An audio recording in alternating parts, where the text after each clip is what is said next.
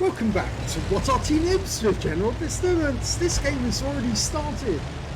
That's a very late load-in. You're looking at the Bishop, the Tier 5 British SPG. This one's located on the north spawn of Murovanka, and this one is under the command of M5 Multitronic Unit. Yes, that's something from Star Trek for all those people who are not nerds like the rest of us. Okay, well, the Bishop, they only built 149 of them, and they gave 48 of them to the Turks. So the British only used 101 in total. Now, it's armed in this game with a 4.5-inch howitzer, but in reality, they actually had a 25-pounder.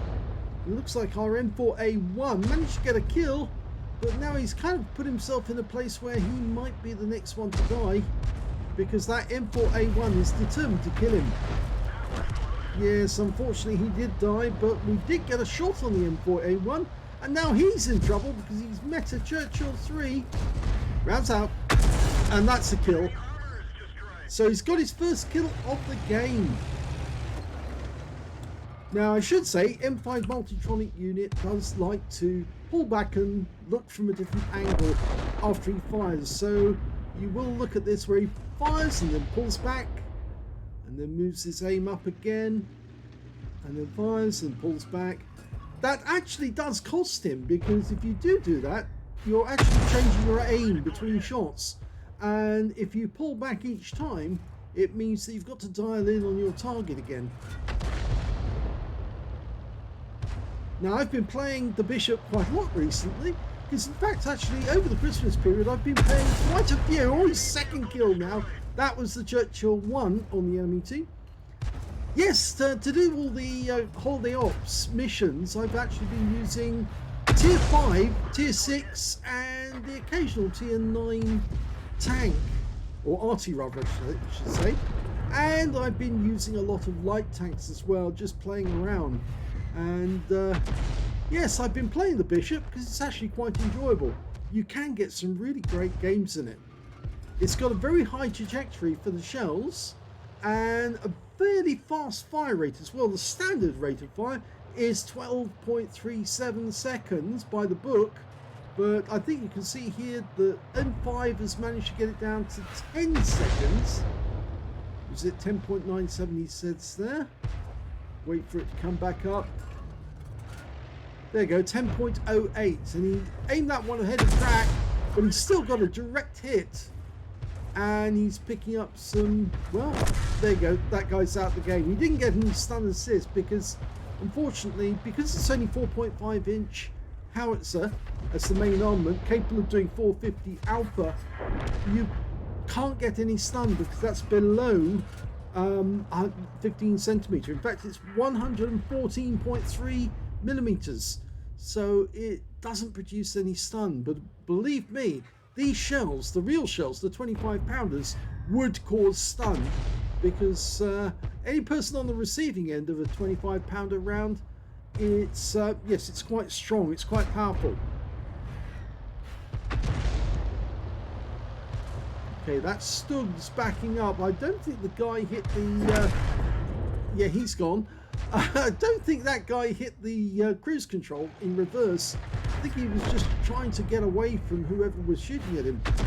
Well, we've now got him until the Black Prince, and they have heavy armour. So this is going to be a little more difficult. You notice how he dialed in there? He aimed at a spot next to the target, and then moved the aim over the target when it was small enough. And yes, he did get a very nice hit. I think that what he's demonstrating is that you can dial in where you think the enemy tank's going, and dial in on that spot, and then just move the aim over, and you should be able to get it over without any reduction in the, or any increase in the size of the reticule. It's just a little technique that M5 likes, and I've noticed other people do it as well. Don't do it myself, actually. I try to dial in on the actual target. We fired that one in after judging where the target was going. You can see as well that it's got a limited range, this Arty. Doesn't fire over the entire range of the map, but well, when you get to the maximum range, the reticule flattens and you get this oval shape, and then eventually it just becomes a line. Yes, he's firing these rounds in and then pulling back, and we're not getting to see what's going on. He's going to change position. There comes a time when you have to drive to get closer to the enemy because they've just gone too far away.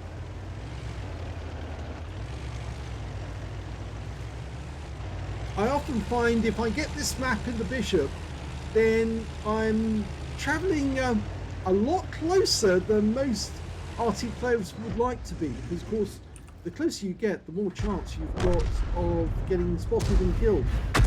That's a good shot. In fact, it was a little late because the shell actually hit the front of the vehicle. Oh, he's been spotted. Somebody saw him.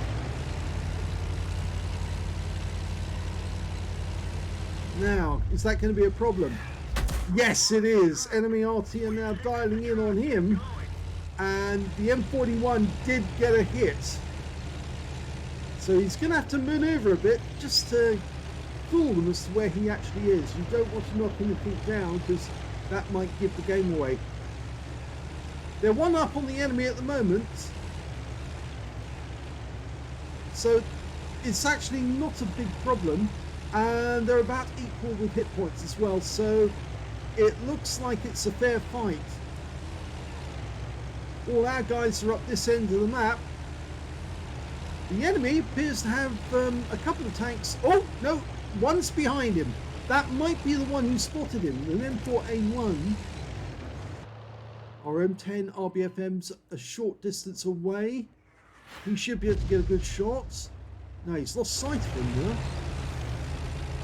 I'd use that bush for cover.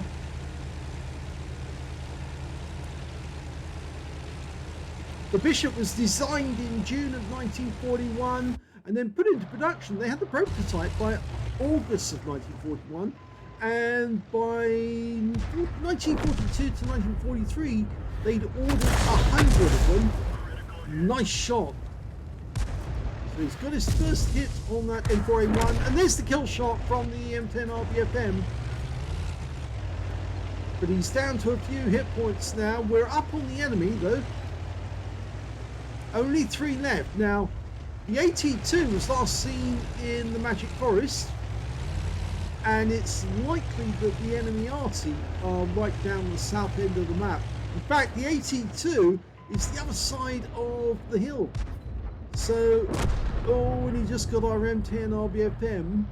We're only going to see him for a short time before he goes out of view, but he managed to get one hit. Now, he's got bushes between him and that AT2, but he needs to keep some obstacles between them. But that didn't work. In fact, it got him spotted. Now, the AT2 might change course to come after M5. I'll back off a bit because he's coming around that corner. Yes, he gets a nice hit. He did lose some hit points, but he has been hit. In fact, yes, he's being splattered by the same gun. And he gets another hit in.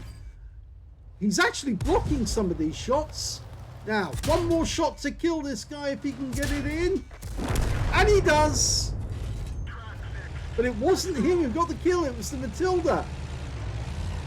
A Matilda Black Prince on his team took the kill away from him.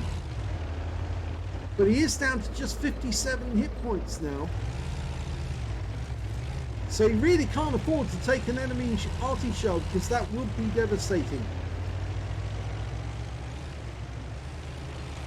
Now it seems he's the only one who's actually going into enemy territory. Our only advantage now is that we've got one Matilda Black Prince who could come with us.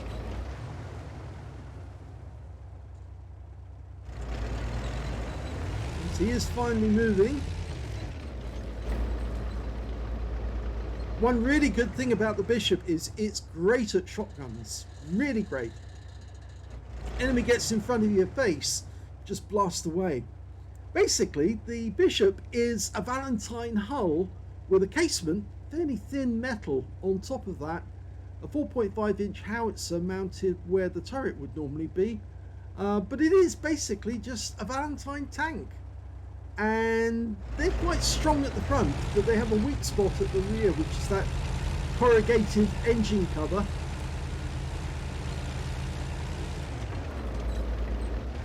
That's where the thin metal is.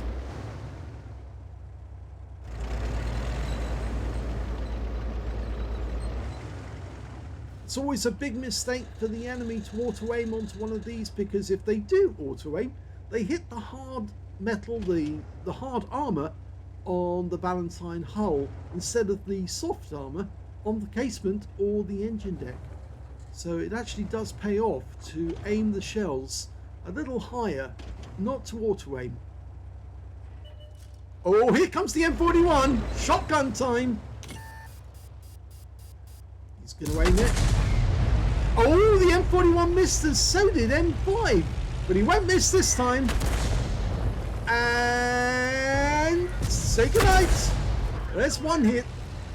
Now he needs to survive one more. And he's loading. That's it. And there's the kill shot. Now, he's managed to pull back. The only other enemy Arty is an M41 as well. He's got a fairly long reload, but he's probably loaded by now. And he was. Well, that was a good fight. I'm amazed they missed the shotguns though. Both of them did. With the case of the M41 HMC, the normal tactic with a shotgun is just to drive straight up to the target and blast them in the face with a 155mm howitzer. And that's the game. The Matilda's done it. Here's the end of battle results, and that was an ace tanker game for M5 Multitronic unit in the Bishop. He got a bruiser medal for getting at least 5 critical hits. In fact, he got 12, and he got a fighter badge as well for getting at least 4 kills. He did get 4 exactly. And let's have a look at the team score. Well, we can see on the team score that he got the highest damage, well, the second highest damage actually, because he was beaten by the Churchill 3 on his team, who managed 2,205 hit points, and M5 Multitronic unit got 1,741. When it came to kills, he was top. He got 4 kills. 3 kills went to the M10 RBFM on his own team, the Panzerkampfwagen 5 on the enemy team, and the AT2. And then there was a few tanks with 2 kills apiece, including the Matilda Black Prince that won the game there. When it came to base XP, it was the Churchill 3 did the best with 1,611. Then came M5 Multitronic unit with 837, and finally the Matilda Black Prince with 683. We can see that M5 fired 29 rounds in that game. He got 12 direct hits on the enemy, but no penetrations, 20 splash. Damage of 1,741, of which 845 were at more than 300 meters. 8 hits received from the enemy, only 3 of them were penetrations, 5 non-penetrations. Most of those were the shots from the AT2, and he was firing them into the hard armor, just as I mentioned. You know, it's that the hull of that tank is very, very strong, and he actually auto-aimed onto the target, and he just kept hitting hard armor, so it just wouldn't pen. 2 hits received by way of splash damage, 75 hit points of damage blocked by armor, 1 enemy vehicle spotted, 9 enemy vehicles damaged, 4 killed, and full 61 hit points of damage assistance. On a free-to-play account, he earned 23,558 credits. He got 353 credits from personal missions payout, and after repair and ammunition resupply, took away 14,521 credits profit. 837 base XP. Times 5 for the first victory, took away 4,185 experience points altogether. He says this is not too bad. I think that's very good actually. In fact, I did do an ace tanker in my Bishop just recently, and I was very happy with it as well. It's surprising because it's that fast fire rate. You can actually land these shells directly where you want them on the enemy tank because it is so accurate. You can dial in on the target so tightly that you can put the shell onto his engine deck or onto the front of the vehicle, onto the roof, and it generally goes where you want it to go. But it's the fast fire rate that really does it for you, because if you track the guy, then you can pump in another shell before he's actually fixed his track and hit him again and track him again. It's a bit like the Fifi, you know, it's got a very fast fire rate, and it's very much like the FV304. It's the death by 1,000 cuts. Let's have a quick look at the armor. Okay, there you go. And you can see that if you auto aim on, what happens is you hit this hard armor here on the front of the vehicle. This is angled armor, only 30mm, but it comes up with 60. At the front of the vehicle, we've got 60mm here, coming out at about 72. The casement is only 30mm, and because it's flat-sided, any shell should go straight through that.